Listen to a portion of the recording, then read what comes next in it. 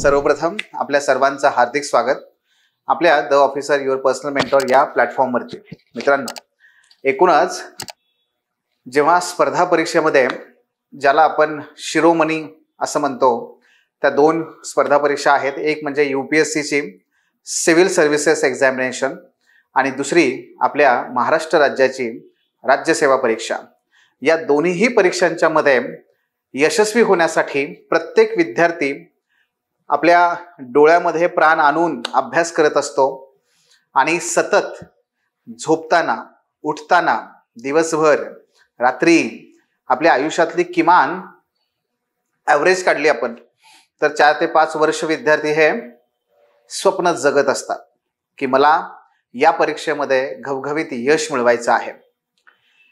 मग अशा सर्व विद्यार्थ्यांना जो काही एक गुरुचा मंत्र असेल, या परीक्षेमध्ये जर तुम्हाला खरंच घवघवीत यश हवं असेल तर याचा सर्वात मोठा महत्त्वाचा जो मंत्र आहे, या यशाचा जो मंत्र आहे तर तो म्हणजे आपलं सकस वाचन। सकस वाचन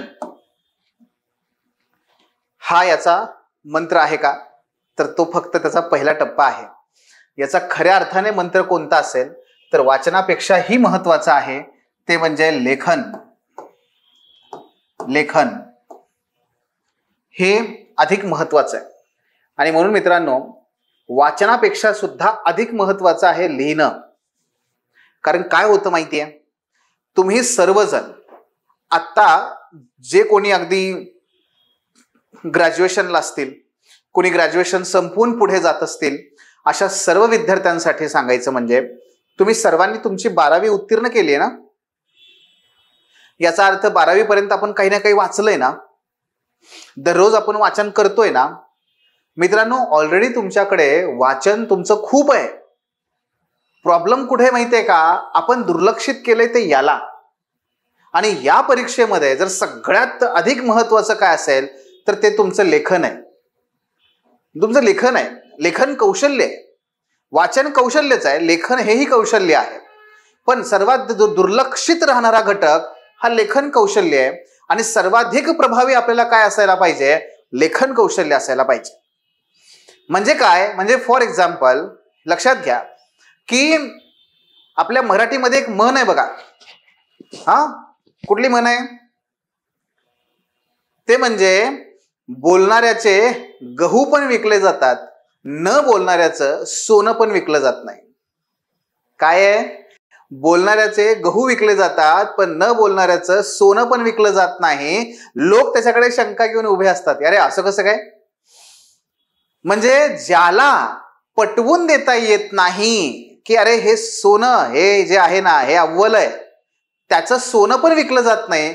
पण ज्याला हे पटवून देता येतं की अरे गहू नाहीये, सोनं आहे, अस्सल सोनं मातीतून निर्माण केलेलं, हे खा आणि सोन्यासारखा राहा। सोनं कुठं विकत घेत बसतो, सोनं बन, असं जर कोणी एखादा आपल्याला सांगत असेल तर त्याला स्वतःलाच सोन्यासारखं व्हायचंय, ही भावना निश्चितपणे सुखावह आहे। सुखावह, अंगावर सोनं घालण्यापेक्षा सोनच बनतो की मी, अगं माझं सोनूलं ग, असं जेव्हा आई म्हणते तेव्हा त्या बाळाला जेव्हा अशी भावना येते की माझं सोनं आहे म्हणजे मीच सोने आहे, अहो ही भावना लोकांना कधीही पटणारी आहे, ते लोक विकत घ्यायला लागतील। आणि मित्रांनो, माहितीये या परीक्षेमध्ये तुम्हाला काय करायचंय? तुम्हाला करायचं काय आहे बघ, मूलभूत मुद्दे अगोदर लक्षात घ्या। या परीक्षेमध्ये तुम्हाला सिद्ध करायचंय। काय सिद्ध करायचंय माहितीये की मला IAS व्हायचंय, मला डेप्युटी कलेक्टर व्हायचंय। त्या पदाकरता बसणाऱ्या परीक्षेला, या परीक्षेला बसणाऱ्या 4 लाख विद्यार्थ्यांच्या तुलनेमध्ये मी कसा सर्वोत्तम आहे हे तुम्हाला सिद्ध करायचंय। सिंपल। या परीक्षेतून तुम्हाला करायचं काय आहे तर तुम्हाला सिद्ध करायचंय की तुम्ही कसे सर्वोत्तम आहात इतर 4 लाख विद्यार्थ्यांपेक्षा MPSCला आणि इतर 10 लाख विद्यार्थ्यांपेक्षा UPSCला। तुम्हाला फक्त सिद्ध करायचंय कसं, मी सर्वाधिक आहे, सर्वाधिक बेस्ट आहे, मी सर्वोत्तम आहे, मी सर्वोत्तम आहे। सर्वोत्तम असण्याची परीक्षा ही तुम्हाला द्यायची आहे। मूळ मुद्दा लक्षात घ्या. आणि सर्वोत्तम असल्याची जी काही सिद्धता आहे ही केवळ तुम्हा आम्हालाच नाही हो. जर तुम्ही मानत असाल तर त्या ईश्वराला सुद्धा चुकलेली नाहीये. ईश्वराला सुद्धा चुकलेली नाहीये. जर हिंदू धर्माचा विचार कराल तर अर्जुनाला हे वारंवार सिद्ध करावं लागलंय की तो कसा धनुर्धर आहे, तो कसा धनंजय आहे, तो कसा सर्वोत्कृष्ट आहे, हे सिद्ध करावं लागलंय. मग ते खालती पाण्यात बघून तो माशाचा वेध घेणं असेल, पक्षावरच्या डोळ्याचा वेध घेणं, त्या झाडावरच्या पक्षाच्या डोळ्याचा वेध घेणं असेल, एकलव्याला सुद्धा ते चुकलं नाही. त्याला सुद्धा त्या कुत्र्याच्या तोंडामध्ये बाण मारून ते सिद्ध करावं लागलंय. प्रभू श्रीरामांना सुद्धा ते जे शिवधनुष्य आहे ते उचलून ते मोडून स्वतःची सिद्धता सिद्ध करावी लागलेली आहे. सीतामाईला स्वतःच्या पावित्र्याची सिद्धता करावी लागलेली आहे. अहो तुम्ही आम्ही कोण आहोत? मोहम्मद पैगंबरांना चमत्कार दाखवावेच लागलेले आहेत. प्रभू येशू ख्रिस्तांना सुद्धा चमत्कार दाखवावे लागलेत. चमत्कार दाखवला तिथे नमस्कार असतो की नाही? मग तुम्हा आम्ही कोण आहोत? आपल्याला सुद्धा हा चमत्कार दाखवावा लागेल की मी कसा सर्वोत्तम आहे, मी सर्वोत्तम आहे हेच दाखवावं लागेल, हे सांगावं लागेल, हे पटवून द्यावं लागेल. त्यावेळेस UPSC आणि त्याच वेळेस MPSC तुम्हाला सर्वोच्च पदावरती विराजमान करणार आहे. का? कारण या 4 लाख विद्यार्थ्यांचं आणि ह्या 10 लाख विद्यार्थ्यांचं सर्वांचंच म्हणणं आणि सर्वांचीच इच्छा असते, मला सर मला IAS व्हायचंय, मला IPS व्हायचंय, मला डेप्युटी कलेक्टर व्हायचंय, मला DYSP व्हायचंय. फक्त इच्छेला महत्व नाहीये, त्याच्यापेक्षा अधिक महत्व आहे सर मला व्हायचंय कारण माझ्यात ती पात्रता आहे, माझ्यात ते गुण आहे. मग UPSC किंवा MPSC असा कॅमेरा लावून चौकामध्ये बसलेला नाहीये कोण आहे चांगलं बघण्यासाठी. त्यासाठी सर्वसाधारण स्वरूपात ते काय करतायत, परीक्षा घेतायत. परीक्षेच्या माध्यमातून त्यांना जो सर्वोत्तम आहे तो मिळणार आहे. मग परीक्षा कशी? पहिली ऑब्जेक्टिव्ह, मग त्या पूर्व परीक्षेतून सिद्धता तुम्हाला तुमची दाखवायची. आणि सगळ्यात महत्वाची मेरिटसाठी आपल्याला कुठली परीक्षा आहे? मुख्य परीक्षा. त्या मुख्य परीक्षेतून आपल्याला सिद्ध करायचं आहे की कसं आय एम द बेस्ट, कसं मी सर्वोत्तम आहे. आणि हा सर्वोत्तम जो उमेदवार आहे तो तुमच्या समोर आहे, याला घ्या. मग आयोगाला सुद्धा अहो सर्वोत्तम उमेदवारच पाहिजेत, ते तुम्हाला घेण्यासाठी बसलेत. फक्त आपल्याकडून एक राहतंय, आपण आपली सिद्धता पटवून देत नाहीये. हे जो मुद्दा लक्षामध्ये, म्हणून आपल्याला आपली सिद्धता पटवून द्यायची आहे. आणि ही सिद्धता मग आपण गुणांची, आपल्या कौशल्यांची ही सिद्धता पटवून देण्यासाठी आपल्याला ह्या परीक्षेमध्ये या माध्यमातून काय करायचंय ते दाखवायचंय. मग ती पूर्व परीक्षा ऑब्जेक्टिव्ह असो, मुख्य परीक्षा लिहिण्याची असो. मग जेव्हा महाराष्ट्र लोकसेवा आयोगाने ह्या डिस्क्रिप्टिव्ह पॅटर्न आणला, तेव्हा तो आणल्यानंतर जर सर्वात जास्त चर्चा कशाची झाली असेल, वाचनाची नव्हती, ती लिहिण्याची चर्चा होती. बरेच आमचे विद्यार्थी जे काही 6 वर्षापासून तयारी करणारे होते ऑब्जेक्टिव्हची, त्यांना असं वाटत होतं की अरे आता आम्हाला हे नवीन कौशल्य कसं साध्य करता येईल. त्याचबरोबर आमच्या कॉलेजमधले जे तरुण मुलं मुली आहेत त्यांना असं वाटत होतं की कोविडच्या काळामध्ये काहीच न वाचता आणि काही न लिहिता आम्ही पास झालोय, आम्हाला सवयच नाही. आमची 3-3 वर्ष कॉलेजची न लिहिता निघून गेली, आम्हाला सवयच नाहीये, आम्ही कसं करायचं. पण सवय नाही म्हणून लिहिता येत नाही हा सर्वात मोठा भ्रम आहे. आणि दुसऱ्या बाजूला अधिकारी झाल्यानंतर आपल्याला जेव्हा ह्या जनतेशी जनता येते नंतर, ती खरं तर सर्वसाक्षी आहे, ते सर्वोच्च असते, पण ती नंतर येते. सर्वात पहिला तुमचा संपर्क येतो तुमच्या अधीनस्थ, तुमच्या हाताखाली असणाऱ्या कर्मचाऱ्यांशी. आणि ह्या कर्मचाऱ्यांना तुम्हाला आदेश द्यायचा आहे. तो आदेश मौखिक असेल, तो आदेश लेखी असेल. मित्रांनो, जास्तीत जास्त काम आपलं हे लिखाणाशी आहे. मीटिंग मधले इतिवृत्त तयार करणं, मिनिट्स ज्याला म्हणतात, ते तयार करणं असेल. आलेले जे काही धोरणं असतात त्या धोरणांचं वाचन करून, आकलन करून ते पुढच्याला सांगण्यासाठी काही लिहिणं असेल किंवा काही लिहायला लावणं असेल. सातत्याने प्रशासनामध्ये तुमचा लिहिण्याशी संबंध येतो. आणि त्या लिहिण्यामधूनच तुम्हाला काय समजलंय आणि तुम्हाला काय सांगायचंय हे कळतं. ही सिद्धता तुमची होते, हे गुण तुमच्याकडे आहेत का नाही हे पटतं. आणि म्हणून ते लिहिण्याचं माध्यम आहे. तुम्ही बघा, आपल्या अवतीभोवतीच्या ऑलमोस्ट सगळ्या स्पर्धा परीक्षा ह्या ऑब्जेक्टिव्ह आहे. केवळ UPSC ची परीक्षा ही डिस्क्रिप्टिव्ह आहे. का? काय त्याचं कारण? त्याचं कारण हे आहे की UPSCला प्रॉफिट वाढवून देणारा, UPSCला काहीही करून मॅन्युप्युलेशन करून आपला बिझनेस वाढवणारा तो नकोय. UPSCला या सर्वसामान्य जनतेचे प्रश्न समजावून घेऊन या सर्वसामान्य जनतेचे प्रश्न सोडवणारा अधिकारी पाहिजे. आणि ही जी तगमग आहे, ही तळमळ आहे, ही तुमच्या विचारांमध्ये आहे. तुम्ही कुठलाही भेद करत नाही, तुम्ही कुठला भेदभाव दाखवत नाही, तुम्ही सर्वांना सामावून घेणारे आहात. हे त्यांना जे पाहायचंय त्याचं एकमेव माध्यम आहे ते म्हणजे तुमची उत्तरपत्रिका, ते म्हणजे तुमचे विचार. आणि हे जे विचार आहेत ते आपल्याला मांडायचे ह्या लेखनातून. मूळ त्याचा जो मर्म आहे ना ते समजून घ्या की का आपल्याला ह्या प्रकारची परीक्षा आहे ते. आणि म्हणून हे सर्व जे चाललंय ना मित्रांनो, हे तुमच्यासाठी चालू आहे. तुम्ही दुसऱ्यांसाठी करत नाही आहात, तुम्ही तुमच्यासाठी करताय. आणि म्हणून होतं काय की माध्यमाला समजून घ्या. तुमचं माध्यम हे लेखी परीक्षा आहे. आणि म्हणून तुम्ही आणि तुमच्या समोरचं तुमचं ते पद, या दोघांच्या मध्ये काय माहितीये? हे लेखन. हे लेखन आहे. लेखनासाठी आवश्यक असतो ते वाचन. पण वाचन ही प्रक्रिया आपण आपल्या पहिलीमध्ये सुरू केलेली आहे. इयत्ता पहिलीपासून आतापर्यंत आपण वाचतच आलेलो आहोत. लक्षात येते तुमच्या? आणि म्हणून कमी माझ्याकडे कॉन्टेंट असेल चालेल, पण मांडण्याची शैली माझी प्रभावी असेल. That is the reason behind every success. आणि म्हणून लबासनामध्ये जेव्हा IAS अधिकाऱ्यांचं ट्रेनिंग होतं ना मित्रांनो, त्या लबासनामध्ये काही विद्यार्थी असतात जे पहिल्या अटेम्प्ट मध्ये क्लिअर झालेले असतात आणि काही विद्यार्थी 4-4, 5-5, 6-6 अटेम्प्ट नंतर गेलेले असतात. मग असं जेव्हा हे दोघे जण बोलत उभारलेले असतात तेव्हा तो म्हणतो दुसरा, ज्याला 5 अटेम्प्ट लागले, 6 अटेम्प्ट लागले, तो आपला आउट ऑफ क्युरिओसिटी, अरे तू पहिल्या अटेम्प्ट मध्ये पास झाला, तुझं वय 21, 22, 23 आहे, अरे तू हे पुस्तक वाचलं होतं का रे? तो म्हणतो नाही मला माहित नाही पुस्तक. अरे आणि तू हे पुस्तक वाचलं काय इकॉनॉमीचं? ते पण नव्हतं वाचलं मी. अरे मग तू जॉग्रफीला हे केलं होतंस का? नाही हे पण नव्हतं केलं. अरे मग तू पास कसा काय झाला?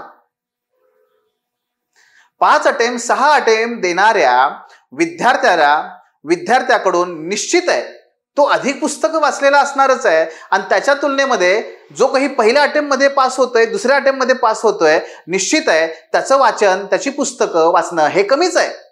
पण तरी सुद्धा आज मात्र तो वयाच्या 23व्या वर्षी IAS आहे आणि हा वयाच्या 30व्या 32व्या वर्षी IAS आहे. फरक कुठे आहे? खूप वाचन केलं म्हणून हा लवकर अधिकारी नाही झाला आणि त्याने कमी वाचन केलं म्हणून त्याला खूप वेळ लागला का? तसं पण नाही झालं.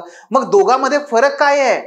फरक हा आहे तो म्हणजे ते जे 22व्या 23व्या वर्षी जे IAS होत आहेत किंवा डेप्युटी कलेक्टर होत आहेत मित्रांनो, त्यांना परीक्षेचं तंत्र माहिती आहे. त्याला तंत्र हे माहिती आहे की माझ्याकडे कमी असू दे वाचन, पण माझ्याकडे जो कॉन्टेंट आहे ना तो प्रभावीपणे मांडण्याची क्षमता माझ्याकडे, ते कौशल्य माझ्याकडे, विकण्याची कौशल्य माझ्याकडे आहे.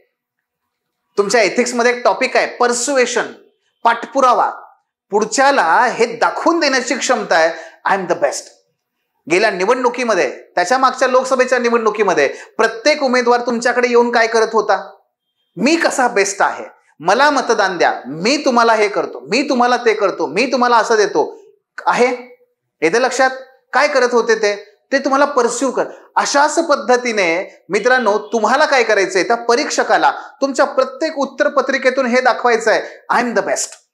मी कसा सर्वोत्तम आहे, मी कसा सर्वोत्तम आहे आणि मी कसा सर्वोत्तम आहे, मी इतरांपेक्षा कसा वेगळा आहे हे मला दाखवायचंय. हे मी काम केलं ना, परीक्षकाला हे माहित नाहीये तुम्ही किती पुस्तकं वाचली आहेत, किती पुस्तकं नाही वाचली आहेत. तुम्हाला हे परीक्षकाला हे माहित नाहीये तुम्ही कुठल्या बॅकग्राऊंड मधून आलाय. परीक्षकाला हे माहित नाहीये तुम्ही किती हुशार आहात का ढ आहात. परीक्षकाला हे माहित नाहीये तुम्ही किती वर्षापासून अभ्यास करताय. परीक्षकाला फक्त माहितीये तुमची उत्तर पत्रिका आणि तुमचं उत्तर, तो तुमचा आरसा आहे. आणि म्हणून त्याच्यावरती काम करणं गरजेचं आहे. मग माझे बरेचसे विद्यार्थी आमच्याकडे येतात 2-2 वर्ष मित्रांनो, एक उत्तर लिहिलेलं नसतं. त्या 2 वर्षाचा काहीच उपयोग राहत नाही. 2 वर्षात जर मी एक उत्तर लिहिलं नसेल तर. कारण जोपर्यंत मी लिहित नाही तोपर्यंत तो माझा अभ्यास नाही. जोपर्यंत मी लिहित नाही तोपर्यंत तो माझा अभ्यास नाही. मी एक गोष्ट तुम्हाला माहिती असलेली सांगतो. तुम्हाला माहिती आहे की नाही, PYQचं अनालिसिस करावं लागतं, बरोबर आहे. तुम्हाला माहिती आहे की नाही, वाचन करावं लागतं. तुम्हाला माहिती आहे की नाही, ते वाचल्यानंतर तुम्हाला ते पुढे जे काही रिव्हिजन आहे ते रिव्हिजन उजळणी करावी लागते. हे तुम्ही सगळं करत असता, माहितीये, हे सगळं करत असता. पण एक गोष्ट तुमची मिसिंग असते, ती म्हणजे या बाजूची. काय या बाजूची हो? PYQ करता पण फक्त वाचता. अरे बेटा, लिहिना, लिखाण कर, लिहून पानावरती आण. आणि म्हणून तो प्रभुत्व येण्यासाठी, आत्मविश्वास येण्यासाठी तुम्हाला गरजेचं आहे लिहिणं. आणि तुमच्या अभ्यासाच्या प्रत्येक टप्प्यावरती बघा तुमचं लिहिणं आहे. तुमच्या अभ्यासाच्या प्रत्येक टप्प्यावर तुमचं लिहिणं आहे आणि हे लिहिणं झालं पाहिजे. येते लक्षात तुम्हाला? आणि म्हणून लिहिण्याच्या संदर्भात जर आपण बघितलं तर तो तुमचा काय आहे, सततचा टास्क आहे. वाचन एक वेळेस थांबतं पण लिहिणं थांबत नाही. वाचन एक वेळ थांबतं पण लिहिणं थांबत नाही, लक्षात ठेवा. आणि म्हणून लिहित राहिलं पाहिजे, लिहित राहिलं पाहिजे. गेटिंग? चला, मग हे मी सगळं मी माझ्या अनुभवावरून तर सांगतोच आहे, पण माझ्या अनुभवांच्या पेक्षा सुद्धा तुम्हाला मी आता आयोगाकडे घेऊन जातो. आयोग काय म्हणतो? आयोगाने स्पष्ट सूचना दिलेली आहे, जी सूचना आपण वाचलीच नाही बऱ्याच जणांनी. आयोगाने स्पष्ट सूचना दिलेली आहे की आम्हाला कोण हवंय, आम्ही तुम्हामध्ये काय पाहणार आहोत, हे स्पष्ट दिलेलं आहे आयोगाने, पण आम्ही वाचतच नाही. बघा, तर तुम्हाला मी तिथूनच सुरुवात करतो. बघा, पहिला आयोगाची सूचना काय आहे. मुख्य परीक्षेचा उद्देश, ज्याच्या आधारावर तुमचं मेरिट ठरणार आहे, मुख्य परीक्षेचा उद्देश उमेदवारांची केवळ माहिती आणि स्मरणशक्ती, केवळ माहिती आणि केवळ स्मरणशक्ती हे ऑब्जेक्टिव्ह मध्ये तुमच्या झालं. केवळ माहिती आणि केवळ स्मरणशक्ती तपासणं हा आमचा हेतू नाही. आमचा हेतू आहे बौद्धिक गुणधर्म, इंटेलिजंट क्वालिटीज, तुमचा इंटेलिजन्स, बौद्धिक गुणधर्म आणि तुमच्या आकलनीयतेचं सखोल, तुमच्या आकलनाची सखोलता, तुम्हाला किती गोष्टी चांगल्या कळतात, समजतात, हे आमचं काय आहे, मूळ उद्दिष्ट आहे मुख्य परीक्षेचा. इंटेलिजन्स आणि तुमचं आकलन. याच्या बरोबरीने बघा दुसरा मुद्दा, हे प्रश्न उमेदवारांच्या विविध विषयांबद्दलच्या सामान्य जागरूकतेची चाचणी. ते तुमच्याकडून कॉन्टेंट फार मागत नाहीयेत हो, कॉन्टेंट फार मागत नाहीत. कॉन्टेंटमध्ये काय बोलतायत ते सामान्य जागरूकता, जनरल अवेअरनेस तुम्हाला पाहिजे. हा, आता त्यांचा जनरल अवेअरनेस म्हणजे जनरल अवेअरनेस हा जरा हायर लेव्हलचा असतो. अगदी सर्वसामान्य बाळगोत पारावर बसलेल्या विचारवंतांप्रमाणे गावातला तसा नसतो. मुद्दा काय आहे, सामान्य जागरूकतेची चाचणी. पण मला सांगायचं काय, कॉन्टेंट बाबत त्यांच्या फार अपेक्षा नाही आहेत, पण त्यांच्या पुढे कशा अपेक्षा आहेत बघा. हे प्रश्न उमेदवारांच्या सर्व संबंधित मुद्द्यांचे काय करतात, कुठल्या, मूलभूत आकलन, तुमची विश्लेषण करण्याची क्षमता, परस्पर विरोधी सामाजिक आर्थिक उद्दिष्ट. परस्पर विरोधी सामाजिक आर्थिक उद्दिष्ट म्हणजे काय, फॉर एक्झाम्पल पर्यावरण पाहिजे का विकास पाहिजे, झाला विरोध एकमेकांचा, हा असं. तर परस्पर विरोधी सामाजिक आर्थिक उद्दिष्ट आणि मागण्यांवर विचार करण्याची क्षमता, तुमची कसली क्षमता, विचार करण्याची क्षमता, हे त्यातून तपासलं जाणार आहे. कंटेंट तपासला जाणार नाही. अरे याने 2-4 पुस्तकांची नावं लिहिली, अरे असं नाही. त्याच्यापेक्षा काय आहे, तुमचं आकलन, तुमचं विश्लेषण, तुमची विचार करण्याची क्षमता, तुमचं मत मांडण्याची पद्धत, तुम्ही एखादा मुद्दा कसा पटवून देता, त्याची हातोटी, याच्यावरती तुमचे मार्क्स आहेत. याच्यावर तुमचे मार्क्स आहेत. सारांश स्वरूपात सांगायचं झालं तर आणखी एक मुद्दा आहे बघा. आयोगाने 3 शब्द फार महत्वाचे दिलेले आहेत, फार महत्वाचे शब्द दिलेले आहेत. काय, पहिला समर्पक. उमेदवारांनी समर्पक म्हणजे काय विचारलंय काय, की समजा महात्मा गांधीजी यांच्या जन आंदोलनाची जी व्यूहरचना होती, स्ट्रॅटेजी व्यूहरचना होती, त्याचं मूल्यमापन करा. हा समजा प्रश्न विचारला. काय विचारला, महात्मा गांधीजींच्या जन आंदोलनाच्या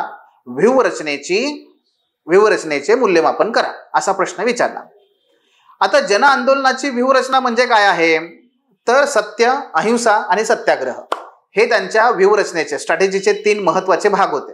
आपल्याला त्याचं ते पण लिहायचं नाही, आपल्याला त्याचं मूल्यमापन करायचंय की ह्या 3 सत्य, अहिंसा आणि सत्याग्रह याच्यामुळे काय काय फायदे झाले आणि याच्यामुळे स्वातंत्र्य मिळण्यामध्ये उशीर कसा झाला किंवा त्याच्यामुळे चळवळी कशा सुरुवातीच्या अपयशी ठरत गेल्या, त्याच्या मर्यादा काय आहेत हे आपल्याला ते लिहायचंय. मूल्यमापन येते लक्षात तुमच्या.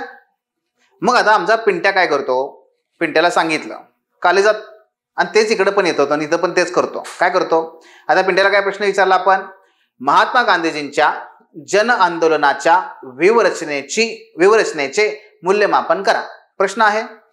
पिंट्याचं उत्तर सुरू होतं ते म्हणजे महात्मा गांधीजी हे भारताचे राष्ट्रपिता आहेत. महात्मा गांधीजींचा जन्म 1869 मध्ये पोरबंदर येथे झाला. मग महात्मा गांधीजी असं शिकले, मग शिकून तिकडे गेले, मग तिकडून तिकडे आले, इकडे आल्यानंतर मग त्यांनी इकडे तिकडे 2-4 आंदोलनं केली आणि त्यानंतर भारताला स्वातंत्र्य मिळालं. बघा कॉलेजच्या काळात आपण काय करायचो किंवा कसं करतात मुलं, तिथल्या आपल्या सवयी सांगतोय तुम्हाला. मग समजा महात्मा गांधींचा प्रश्न दुसरा समजा असा आला की महात्मा गांधीजी यांच्या ब्रिटिशांबाबतच्या धोरणाची चर्चा करा. ब्रिटिश सरकारबाबत त्यांचं धोरण कसं होतं सुरुवातीला, नंतर ते कसं बदललं.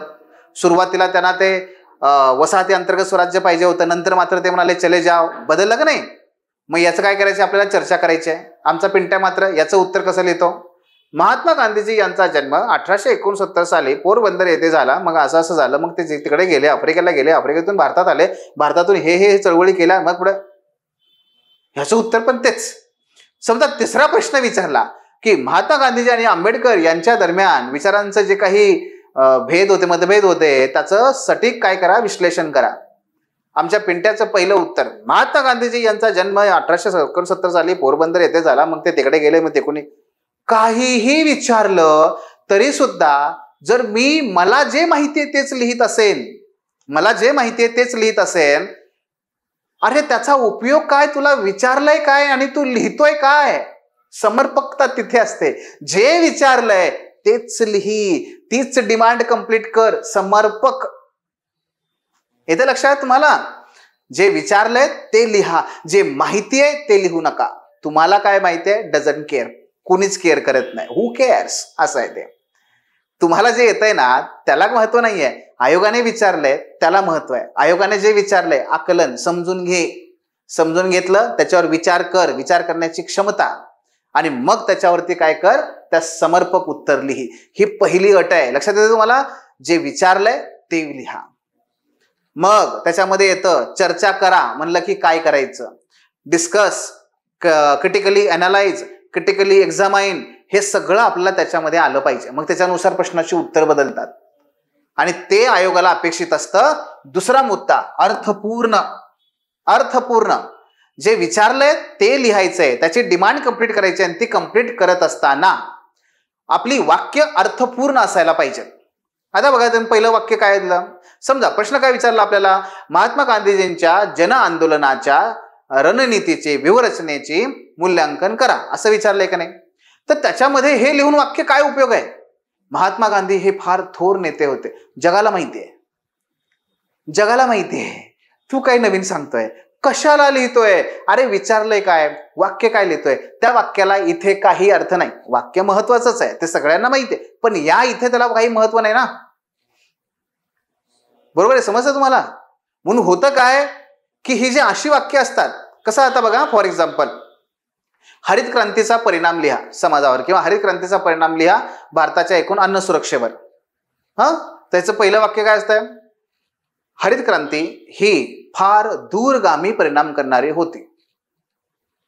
आता दूरगामी परिणाम करणारी होती म्हणूनच विचारले रे पिंट्या, तू लिहितोय कशाला. या वाक्याचा काहीही उपयोग नाही. त्या परीक्षकाला हे वाचायचं नाहीये. तू उत्तर लिही, अर्थपूर्ण वाक्य असावीत. तुला त्या तिथे 30 पानं भरायची नाहीयेत गावगप्पा लिहून काय.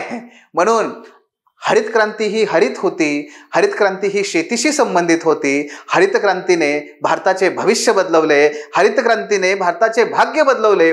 हरित क्रांती ही दूरगामी होती. अरे या असल्या वाक्यांना काही एक उपयोग नाही, काडी मात्र. हे काय आहेत, ही फोल वाक्य आहेत, यातून काहीही भरीव मिळत नाहीये. काय पाहिजे? पहिल्यांदा प्रस्तावनेमध्ये डायरेक्ट हरित क्रांती म्हणजे काय आहे हे पहिल्यांदा व्याख्या लिही आणि त्याच्यानंतर त्याचे परिणाम. मग परिणाम जग लिहितंय, परिणाम त्याचे काय सामाजिक, आर्थिक, पर्यावरणीय सगळे परिणाम लिहिते का नाही? आपण नाही तसं करायचं. मग पुढचा मुद्दा येतो काय? प्रेझेंटेशन येतं. प्रेझेंटेशन येतं आणि ते प्रेझेंटेशन कसं पाहिजे?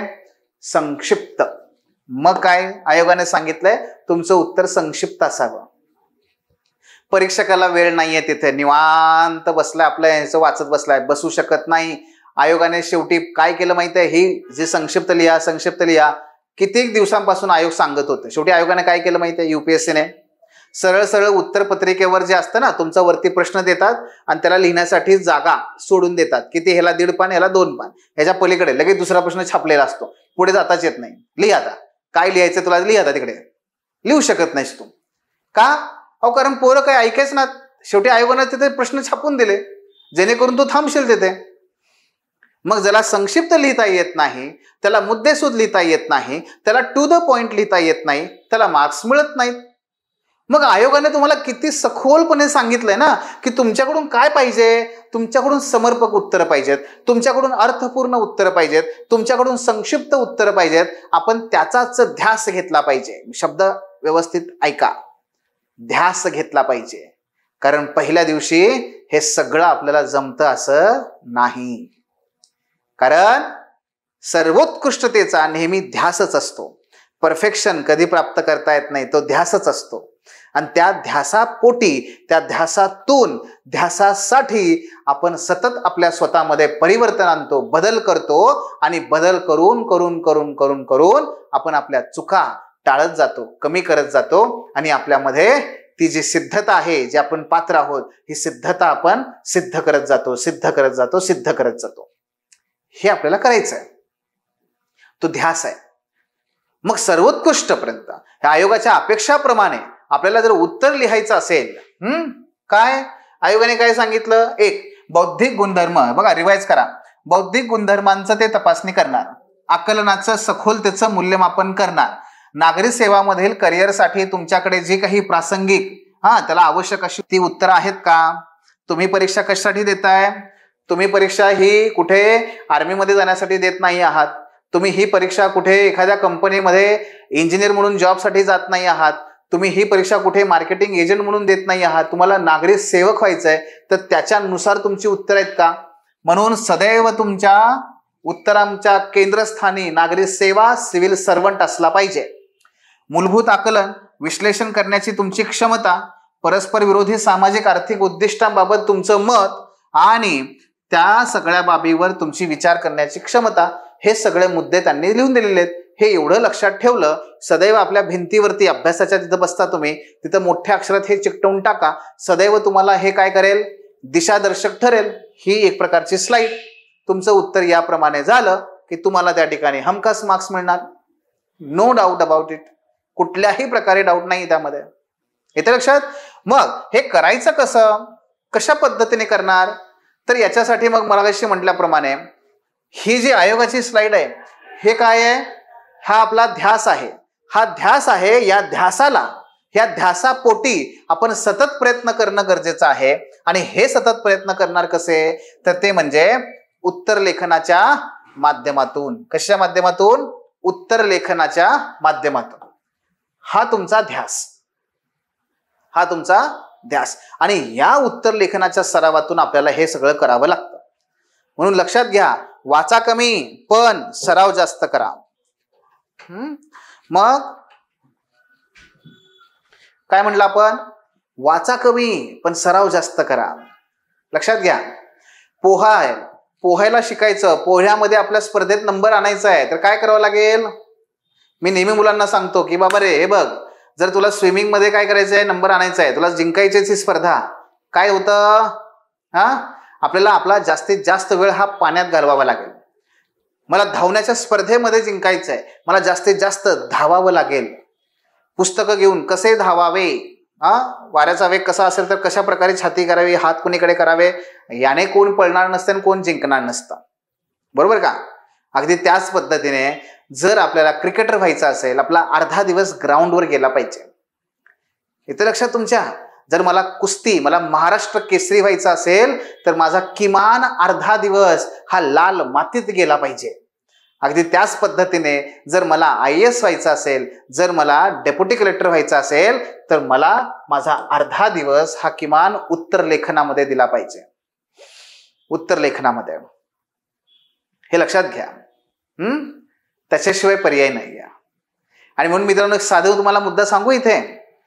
पूर्व परीक्षा झाल्यानंतर मुख्य परीक्षेला जो वेळ असतो तुमच्याकडे, त्याच्यामध्ये अभ्यास बिलकुल असला नाही पाहिजे. असलं पाहिजे फक्त एकच काम, रिव्हिजन कर लिही, रिव्हिजन कर लिही, रिव्हिजन कर लिही, तपासून घे फीडबॅक घे, इम्प्रूव्हमेंट कर, तपासून घे फीडबॅक घे, इम्प्रूव्हमेंट कर, रिव्हिजन कर लिही. फक्त हेच असलं पाहिजे. मोस्ट ऑफ द विद्यार्थ्यांचा रिझल्ट न येण्यापाठीमागे सर्वात महत्वाचं कारण हे असतं की परीक्षेच्या अगोदरचे 2 ते 3 महिने अजूनही विद्यार्थी अभ्यासच करत असतात. रिव्हिजनचा पत्ता नाही, ना लिहिण्याचा पत्ता आहे, ना फीडबॅकचा पत्ता आहे, ना कुठल्या प्रकारे इम्प्रूव्हमेंटचा पत्ता आहे, काहीच नाही. हे सगळ्यात मोठं रिझन आहे अपयशाचं. हे करू नका, हे होऊ देऊ नका. तुमच्या पुढे वेळ आहे, तुमच्याकडे वेळ आहे, याचा सत्कारणी लावा. आणि म्हणून पूर्व परीक्षेचा सगळा वेळ हा फक्त रिव्हिजन, रायटिंग, फीडबॅक, इम्प्रूव्हमेंट, पुन्हा रिव्हिजन, पुन्हा रायटिंग, पुन्हा फीडबॅक, पुन्हा इम्प्रूव्हमेंट याच चक्रासाठी करा, याच्यासाठीच करा. बस हे सगळ्यात मोठं तुमच्यासाठी काय आहे सूत्र यशाचं. हे करून बघा. पैज लावून सांगतो, तुम्ही 100% यशस्वी होणार म्हणजे होणार, 100%. आणि म्हणून ह्या उत्तर लेखनाचं सरावाचं जे महत्व आहे ना मित्रांनो, हे फार मोठं आहे. का करायचा?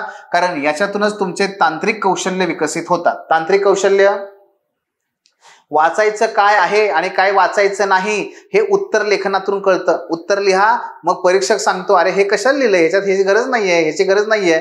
मग कळतं अरे उगाच वाचून ठेवलंय हे. बॅकवर्ड लिंकेज, फॉरवर्ड लिंकेज असं असतं ते. आणि ह्या सगळ्यामध्ये कोण आहे मध्ये? उत्तर लेखन. त्याच्यामुळे पुढं काय करायचंय? फॉरवर्ड लिंकेज, बॅकवर्ड लिंकेज, अरे मागं काय चुकलं हे कळतं. तांत्रिक कौशल्य इथं विकसित होतात. लिखाणाचा वेग वाढतो. ज्या विद्यार्थ्यांना वाटतं की अरे नाही मला लिहिण्याचा स्पीड कमी आहे, काय करायचंय? लिहायचंय, दररोज लिहायचंय, वेळ लावून लिहायचंय. लिहिलं की हाताला सवय होते, सवय झाली की हळूहळू अक्षर आपलं हात वळायला लागतात, बोटं वळायला लागतात.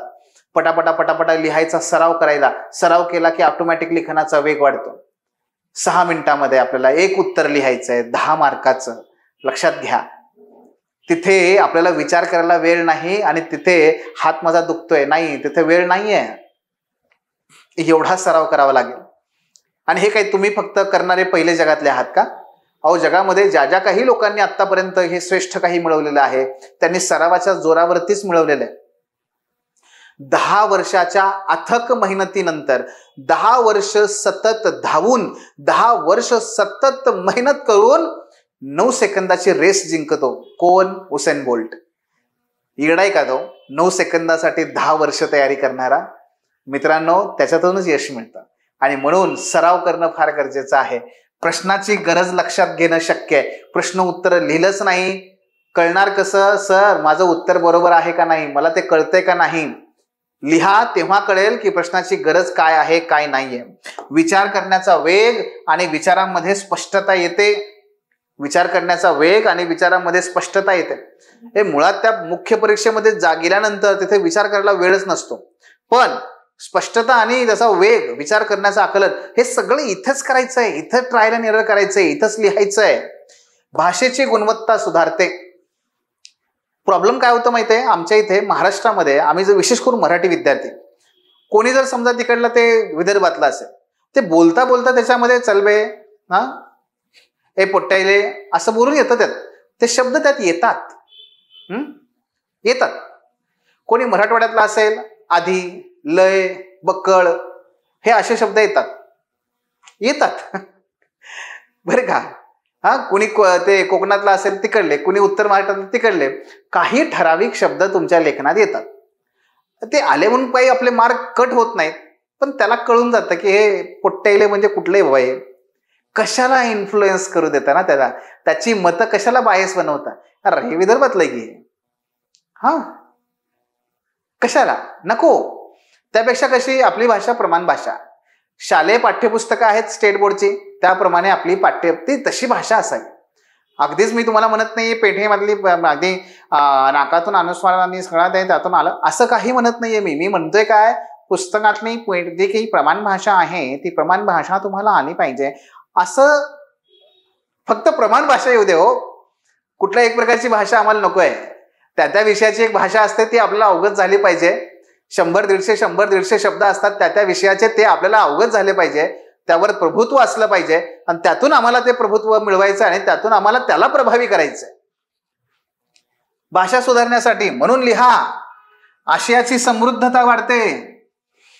लिहून लिहून लिहून लिहून काय या प्रश्नाचं त्या प्रश्नाचं सातत्याने लिंकेजेस फॉरवर्ड बॅकवर्ड. ताकाला जसा घुसळून होतं ना ते ताक, लोणी येतं, तशा प्रकारे काय होतं, आपल्याकडे तो आशय समृद्ध व्हायला लागतो. काय लिहायचंय, काय नाही लिहायचंय, प्रभावी नेमकं काय, हे सगळं त्यातून कळायला लागतं. घटकांचं आकलन सोपं होतं, लक्षात ठेवण्यास मदत प्राप्त होते, पाठांतर करावं लागत नाही, नोट्स काढण्याची दिशा प्राप्त होते. बरोबर आहे, जी परीक्षेची गरज आहे त्याच्यानुसार माझ्या नोट्स असल्या पाहिजेत. उगी मला छान वाटतं म्हणून मी कशाही नोट्स कितीही आखीव रेखीव, गरज नाही, उपयोग नाही. गरज काय परीक्षेची ती बघ.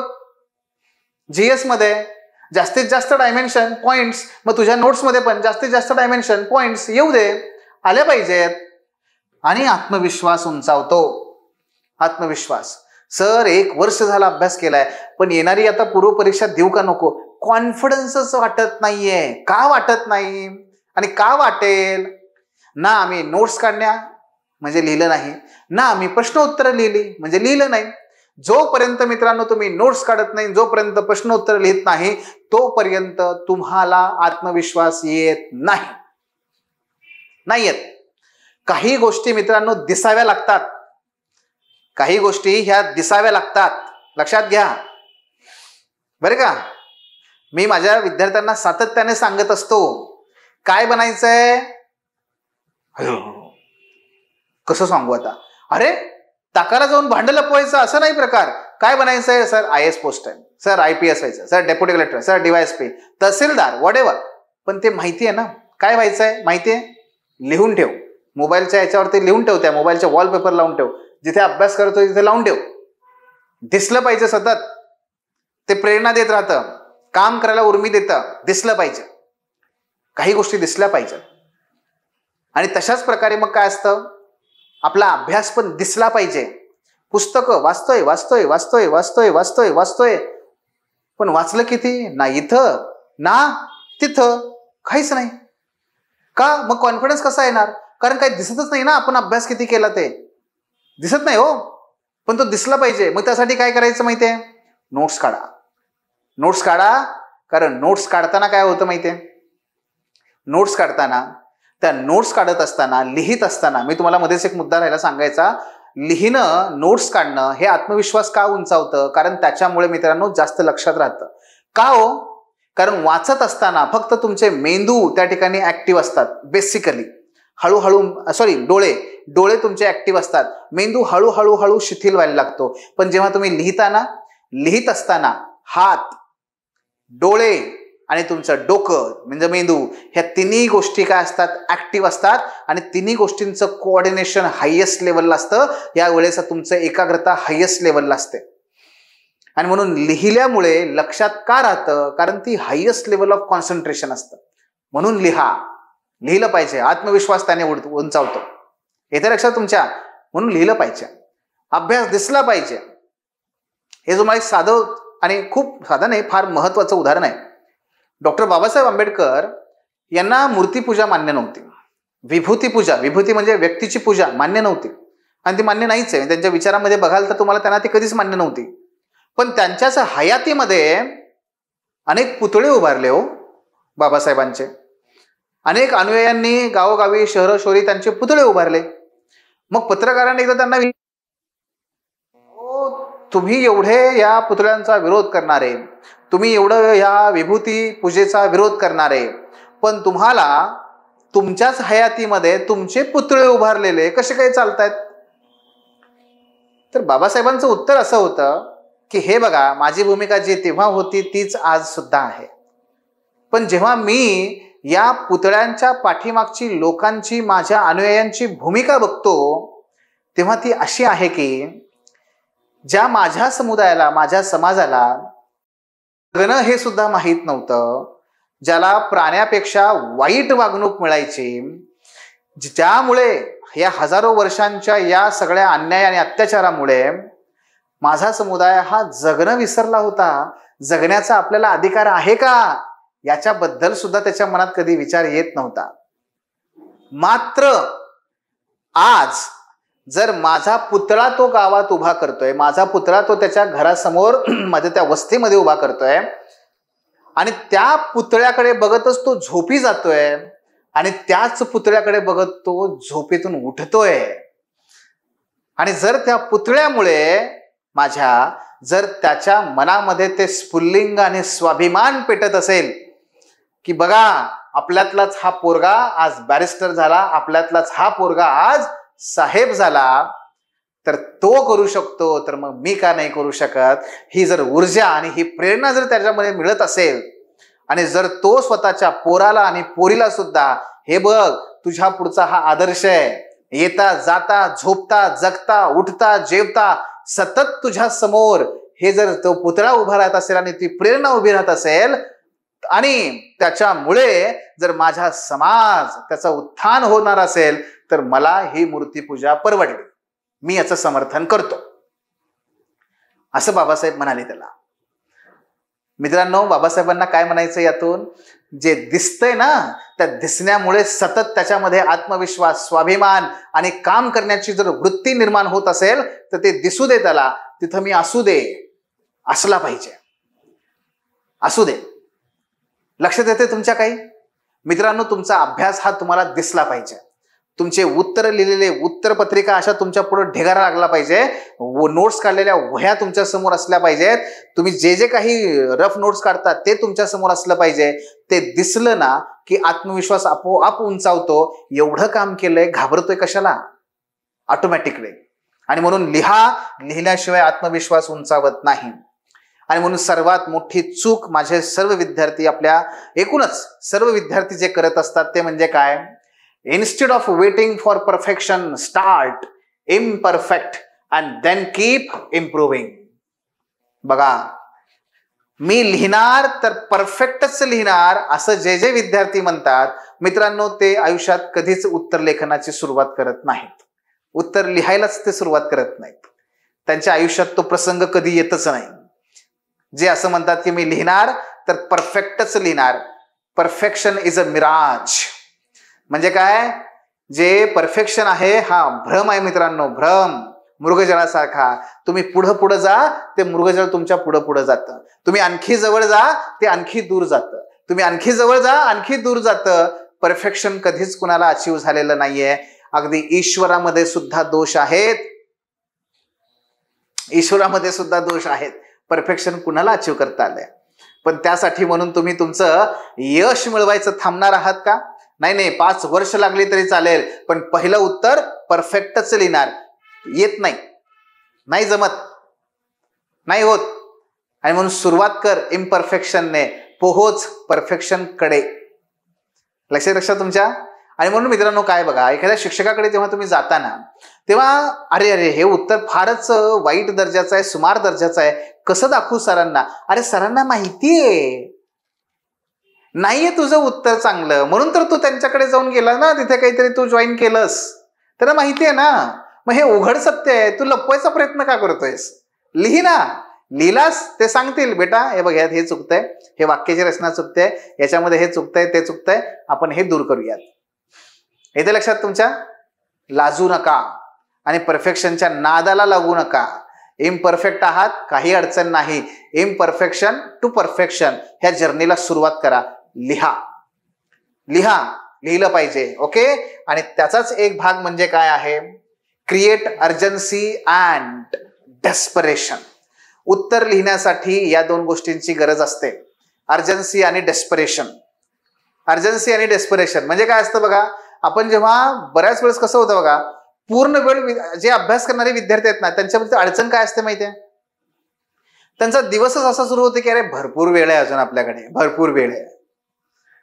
त्यामुळे परिणामकारकपणे होणारा अभ्यास हा फार कमी असतो. पण बघा तुम्ही जॉब करणारी मुलं जे असतात, त्या जॉब करणाऱ्या मुलांकडे कसं असतं माहिती आहे, त्यांना हे माहित असतं की माझ्याकडे फक्त संध्याकाळी 2 तास, सकाळी 2 तास एवढेच आहेत. त्याच्यामुळे हे काय करतात, त्याला माहिती आहे या 2 तासाशिवाय नाही, नंतर गेला तर गेला दिवस. मग काय नाही यात अभ्यास केलाच पाहिजे. गपगुमान जाऊन काही होऊ दे, गपगुमान जातंय, अभ्यास करत बसतंय. का? कारण ते डेस्परेशन, ती अर्जन्सी त्याच्यात आली ना. अशाच प्रकारे आपल्याला सुद्धा उत्तर लेखनाच्या संदर्भात अर्जन्सी क्रिएट करा. ढकलून द्या स्वतःला, ढकलून द्या, लिहा टार्गेट दररोज. आज मला 10 प्रश्न लिहायचेच आहेत. लिहिले टार्गेट 10 खूप झाले, 2 प्रश्न मी आज 2 प्रश्न लिहिणार. नाही लिहिले, रात्री बघा अरे 2 लिहायचे होते, नाही लिहिले राव, काय करायचं, बरं उद्या लिहीन. उद्या लिहिले, नाही लिहिले ना, अजून काय. पण ऍटलिस्ट हे लिहून ठेवल्यामुळं कळलं तरी ना आपण लिहित नाहीये. हे लिहून तरी ठेवा किमान. ही तरी अशा प्रकारे तरी अर्जन्सी क्रिएट करा. दुसरी अर्जन्सी कुठून तयार होते माहितीये? शिक्षकांकडून. शिक्षकांकडे गेलात, जर तुम्ही त्यांच्याप्रती अकाउंटेबल राहिलात तर ते तुम्हाला मग काय करतात, डेली टार्गेट देतात. डेली टार्गेट दिलं की डेली टार्गेट दिलं, अरे आज मला सरांनी काय केलंय तर असहकार आंदोलनावरती मला लिहायला लावलंय आणि उद्या मला सविनय कायदेभंगावर लिहायला लावलंय. जर मी आज नाही लिहिलं तर उद्या मला असहकार आणि सविनय दोन्ही लिहावं लागेल. शक्य नाहीये. आज मला टार्गेट दिलं, हे मला कंप्लीट करायचंय म्हणजे करायचंय. अर्जन्सी क्रिएट झाली. म्हणून काय, टार्गेट बेस अभ्यास करायला पाहिजे. येथे लक्षात तुमच्या, हे सुद्धा त्यातून व्हायला हवं. आणि सगळ्यात महत्वाचं म्हणजे काय, प्रॅक्टिस. की प्रॅक्टिस 8 परफेक्ट 8. Keep practising. मी सांगेन तुम्हाला उदाहरण पुढे की कसं जेवढं प्रॅक्टिस कराल त्या प्रॅक्टिस मधूनच तुम्हाला हे सगळं शक्य आहे. जर प्रॅक्टिस नसेल तर परफेक्शन कडे जाणं हे विसरून जा मित्रांनो. आणि म्हणून लक्षात ठेवा, काहीतरी नवीन शिकणं ही जी प्रोसेस आहे, मग ते लेखन कौशल्य असो, तुमचं ते वाचन कौशल्य असो, कुठलंही, सुरुवातीला ते नेहमीच काय वाटतं, अनाठाई, काय गरज यायची, किंवा अरे लईच वाईट आन्सर आहे, नेहमी अनाठाई वाटतं.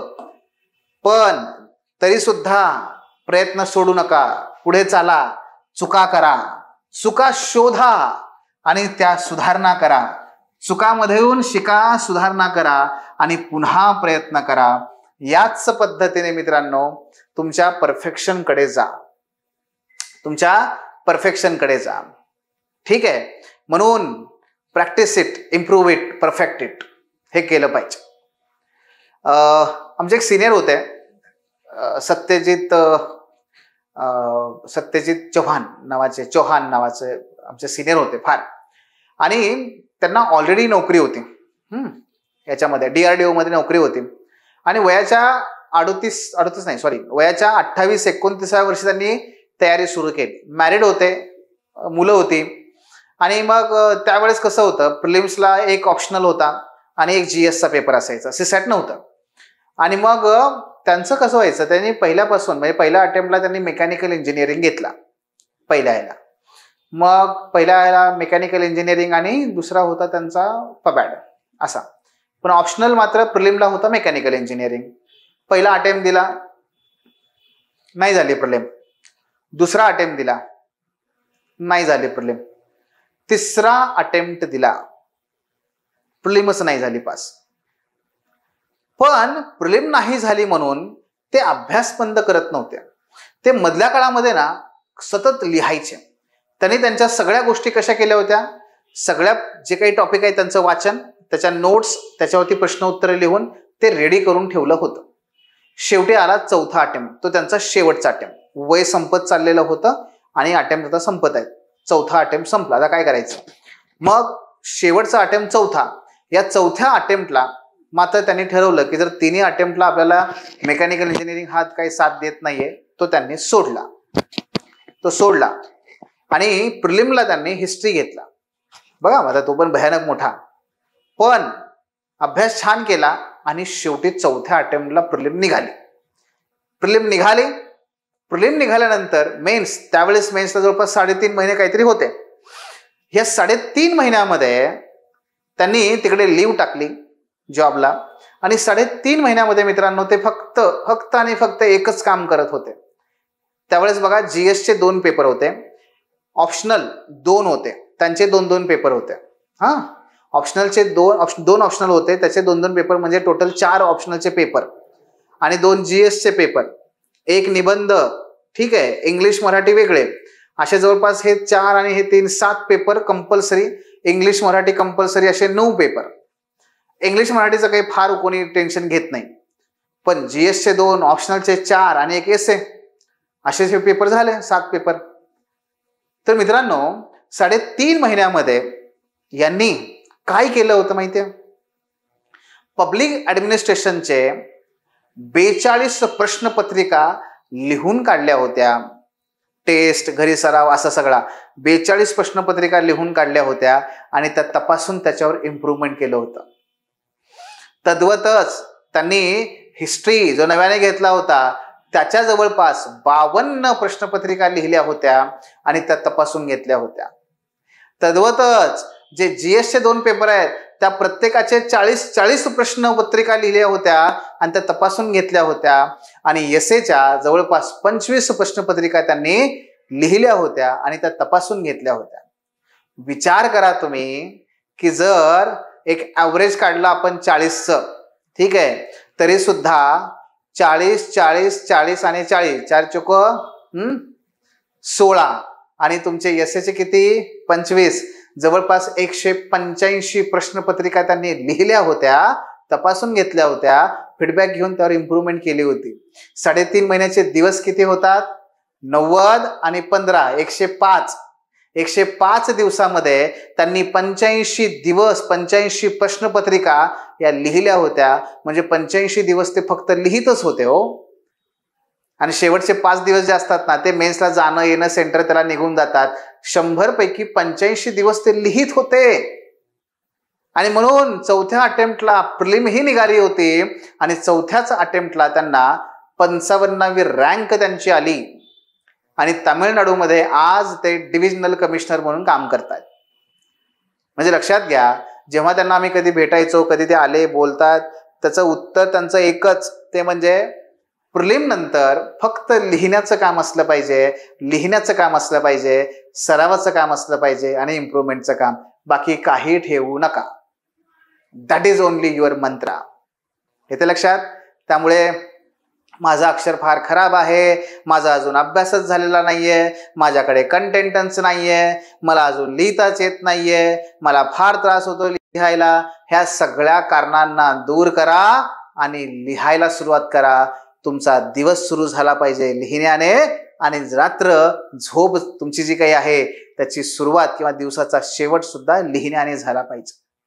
लिहा लिहा लिहा. लिहिण्याशिवाय या मुख्य परीक्षेमध्ये तरुणोपाय नाहीये. आणि म्हणून आपल्याकडे जेव्हा आपल्या विद्यार्थी येतात आपल्या स्वाध्याय या प्रोजेक्ट अंतर्गत मित्रांनो, ठीक आहे, सगळ्यात महत्वाचं म्हणजे पहिलं आम्ही काम करतो त्याच्या सायकोलॉजिकल ऍस्पेक्ट्स वरती, माइंडसेट, त्याच्या माइंडसेट वरती आम्ही काम करतो. माइंडसेट, कारण मुलांना पुश करण्याची गरज असते. त्यासाठी त्याचे जे सायकोलॉजिकल क्लटर आहेत, जे बॅरियर आहेत ना, मला येतच नाही, मला हेच होत नाही, मला ते जमत नाही, लिही. पहिल्यांदा आम्ही त्याचा माइंडसेट सेट करतो. ठीक आहे, लक्षात घ्या, हे माइंडसेट सेट करण्यासाठी आम्हाला आवश्यक असतं त्याचं स्वॉट. आणि त्याला स्वतःलाही कळलं पाहिजे आपल्याला काय येतं काय येत नाही. म्हणून पहिला असतं स्वॉट मीटिंग. स्वॉटच्या मध्ये आम्ही त्याच्या सगळ्या स्ट्रेंथ, विकनेस, अपॉर्च्युनिटी, थ्रेट, सगळ्या बाबी. माझ्याकडे कोणी आला ना विद्यार्थी मित्रांनो, कुणी येऊ दे, जनरली ज्यांनी समजा अभ्यास करून आलाय, म्हणतोय असं की नाही मला मी हे वाचलंय ते वाचलंय आणि मी आता काय करू, मी काही नाही, मी दुसरं काही करत नाही, मी कोरं पेज त्याच्या समोर ठेवतो, एक त्याला प्रश्न देतो आणि त्याला लिहायला लावतो. दूध का दूध, पाणी का पाणी. हो, जो म्हणतो ना लय अभ्यास झालाय सर, काही नाही, माझं काही बनणं नसतं, वा खूप छान आहे, हे लिही प्रश्न आता ह्याच्यात. मग ह्याच्या प्रतिक्रिया कशा असतात माहितीये? दरदरून घाम फुटण्यापासून ते सर काही आठवतच नाही हो इथपर्यंत, किंवा सर माहिती बरं का काय लिहायचंय पण असं बाहेर येत नाहीये, इथपासून ते सर हा टॉपिक बहुतेक विसरला हो वाचायचा, हे जरा राहिलेलं दिसतंय, इथपर्यंत. म्हणजे काय, हातच्या काकणाला आरसा कशाला, तसं आहे ते. हा आहे की नाही महाभारतामध्ये, हा बघ सूर्य आणि हा बघ जयद्रथ. तसं आहे, नुसतं म्हणून चालत नाही. लय वाचलंय, लय अभ्यास केलाय, लिही. म्हणून अगोदर कोणी आला ना समोर, हा घे पेपर, लिही बेटा, ह्याच्यावरती लिहिलं पाहिजे तू. मग स्वॉट नंतर माइंडसेट चेंज करणं. हे दुसरं सगळ्यात महत्वाचं म्हणजे आम्ही त्याच्या स्किल्स वरती काम करतो. बघा, स्वाध्याय प्रोजेक्ट फक्त हे घे प्रश्न आणि लिहून आण असं नाहीये. स्वाध्याय ही संपूर्ण तुमचं घडवण्याचं काम आहे, घडवण्याचं. आम्ही स्किल्स वरती काम करतो विद्यार्थ्यांच्या. अगदी बेसिक स्किल्स कुठले, त्याच्या रीडिंग मध्ये काही प्रॉब्लेम आहेत का, जर जाणवले तर त्यात मदत करतो. त्यानंतर त्याला नोट्स मेकिंग मध्ये आम्ही त्याला मदत करतो. त्यानंतर कसं लक्षात ठेवायचं, कसे मुद्दे लक्षात ठेवायचे, मेंदूकडून जास्तीत जास्त कॉन्टेंट कसा हे करायचा, रिटेन्शन, त्याच्यामध्ये आम्ही मदत करतो. त्याचबरोबर पीवायक्यूचं अनालिसिस. जग सांगतं पीवायक्यूचं अनालिसिस करा रे, पण जग हे सांगत नाही नक्की कसं करा रे. आम्ही पीवायक्यूचं अनालिसिस कसं करायचं हे सांगतो. ठीक आहे. त्याचबरोबरीने एकूण ह्या वेगवेगळ्या प्रकारची कौशल्य, हे तर काही 4-5 उदाहरण आहेत, आणखी बरेच आहेत. मग हे 4 अशा भाषा एक राहिलं महत्वाचं म्हणजे भाषा कशी इम्प्रूव्ह करायची, लँग्वेज, त्याच्यावरती ह्या सगळ्या गोष्टींवरती काम करतो, स्किल डेव्हलप करतो आम्ही त्याच्या. आणि त्याच्या बरोबरीने मग काय करतो, त्याला हे जसं स्किल डेव्हलपमेंट आहे, मग त्याच्या बरोबरीने तिसरा मुद्दा येतो, तो म्हणजे टार्गेट्स. त्यासाठी अगोदर करावं लागतं टाइम मॅनेजमेंट, किती वेळ आहे, रिव्हर्स प्लॅनिंग. चौथं टार्गेट्स आणि टार्गेट्स. मग आम्ही त्याचं वर्षाचं महिन्याचं ते आठवड्याचं ते दिवसामध्ये, अशा प्रकारे त्याचे टार्गेट सेट करतो आणि मग त्याला कामाला सुरुवात करायला लावतो. मग होतं काय, त्याच्यामुळे त्याला माहिती आहे मला काय करायचंय. ठीक आहे, त्याला माहिती आहे काय करायचंय, सरांनी सांगितलंय फक्त तेवढं टार्गेट कम्प्लीट करायचंय, बाकी तो इकडे तिकडे काही बघत नाही. मग विद्यार्थ्याला जेव्हा असं कळतं ना की आज मला काय करायचंय, बस निवांत बिनधास्त होऊन तो मग अभ्यास करायला लागतो. टार्गेट्स. आणि ह्या टार्गेटनुसार मग काय करायचंय, त्याने अभ्यास करायचाय. अभ्यास करून जे हे स्किल सांगितलं ना, ह्या स्किल प्रमाणे अभ्यास करायचा, उत्तरं लिहायची, उत्तरं लिहून त्याच्यानुसार मग पुढे त्याने जायचंय. ओके, सो हे आपल्याला करायचं आहे. आणि या पद्धतीने टार्गेट बेस मग उत्तरं लिहितात मुलं, सबमिट करतात, त्याच्यावरती फीडबॅक मिळतो, त्याच्यात इम्प्रूव्हमेंट होते, डिस्कशन होतं, करेक्शन होतं, काय चुकतंय काय नाहीये, असं करत त्याचं बोट हातामध्ये घेऊन आम्ही त्याला पुढे घेऊन जातोय. मित्रांनो, 2 ते 3 महिन्यामध्ये विद्यार्थी स्वतःमध्ये प्रचंड आत्मविश्वास झालेला असतो. त्याच्यामध्ये त्या प्रकारची ती कुवत निर्माण झालेली असते की ज्याच्यातून पुढे तो सुसाट वेगाने पळायला लागतो. हे स्वाध्यायचं या उपक्रमाचं मुख्य वैशिष्ट्य आहे. तो फक्त आन्सर रायटिंग प्रोग्राम नाहीये, तो तुम्हाला सक्षम बनवण्याचा आणि तुम्हाला परीक्षेमध्ये स्वतःला सिद्ध करण्यासाठीचा तो प्रोग्राम आहे. ठीक आहे. सो अशा पद्धतीने ह्या बाबी आहेत. कुणाला काही प्रश्न असतील तर नक्की विचारा. The officer your personal mentor चॅनलच्या नवनवीन अपडेटसाठी चॅनलला लाईक, सबस्क्राईब आणि शेअर करा. थँक्यू.